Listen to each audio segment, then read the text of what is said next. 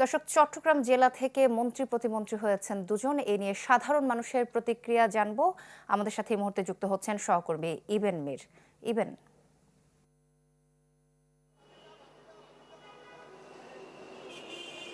সোহেলি, গেল কয়েকদিন নানান জল্পনা কল্পনা ছিল, অনেকের নাম আলোচনায় ছিল, কে পাচ্ছেন কোন মন্ত্রণালয়।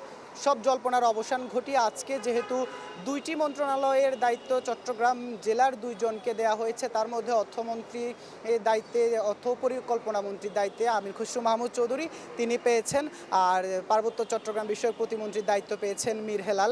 আর এই দুইজন প্রতিমন্ত্রীর দায়িত্ব পাওয়ার বিষয়ে যারা চট্টগ্রামের মানুষ তারা আসলে নানান ধরনের প্রতিক্রিয়া জানাচ্ছেন, নানান প্রত্যাশার কথা জানাচ্ছেন।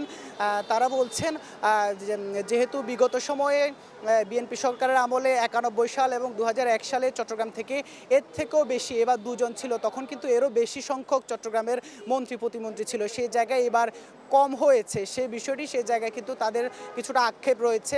আর যারা দায়িত্ব পেয়েছেন তাদের কাছে যে প্রত্যাশা, সে প্রত্যাশার কথাগুলো আসলে আমরা একটু শুনবো। অর্থমন্ত্রীর দায়িত্ব পেয়েছেন চট্টগ্রামেরই সন্তান, তার কাছে আপনাদের প্রত্যাশা কি? আলহামদুলিল্লাহ, এই জন্য আমি শুকরিয়া আদায় করি, খুশি। সারা বাংলাদেশের 18 কোটি মানুষই খুশি আলহামদুলিল্লাহ। আমরা প্রত্যাশা করি দেশের ব্যবসা বাণিজ্য এবং সব দিক দিয়ে যেন আগের শেয়ার বাজারটা যেন ধ্বংস না হয়। আমরা আগে দেখেছি শেয়ার বাজারের জন্য মানুষ আত্মহত্যা করছে, সেইটা যেন না হয় সেদিকে মন্ত্রীদের খেয়াল রাখতে হবে এবং বাংলাদেশের ব্যবসা বাণিজ্য এবং সব দিক থেকে খেয়াল রাখতে হবে, শিক্ষা সব দিক দিয়ে এবং ব্যবসা বাণিজ্য।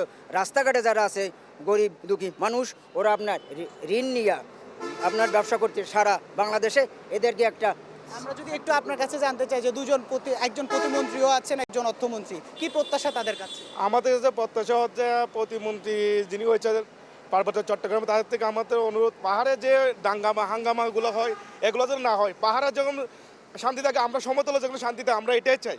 আমাদের চট্টগ্রামে যারা মন্ত্রী হয়েছে তাদেরকে আমরা অনুরোধ করছি বিহারের কাছে যে আমরা পাহাড়ে যেন অশান্তি জিনিসটা যেন আমরা যেন।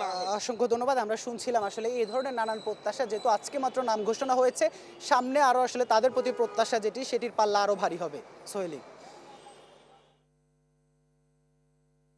ইবেন, ধন্যবাদ আপনাকে। ডেন্টিস্টের পরামর্শ নাও নতুন কোলগেট অ্যাক্টিভ সল্ট।